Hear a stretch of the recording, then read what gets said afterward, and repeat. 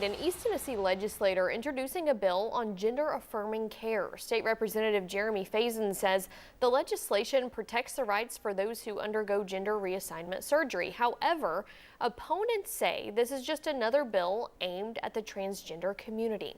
We spoke to Representative Faison's team for an on-camera interview, but he declined until the bill reaches committee. Reporter Aaron Velasquez shares details of the bill and the representative's thoughts. A new Bill of Rights is sparking concern from some members of Tennessee's LGBTQ+ community. So if we're talking about a Bill of Rights, then those rights are not just for a certain group of people. Those rights are for all of us. We are all Americans. According to the bill, it will require gender clinics who accept state funding to also perform detransition procedures. It would also call for certain clinics and insurance providers to report details from those procedures to the state health department.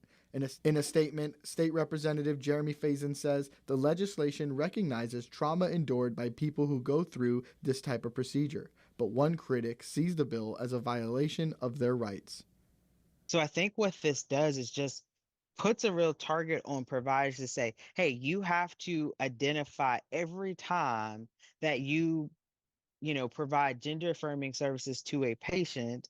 That's going to be a burden on them. According to the 2022 U.S. Trans Survey, only 3% of transgender people polled felt less satisfied after transitioning, and around 2% were less satisfied after receiving gender-affirming care.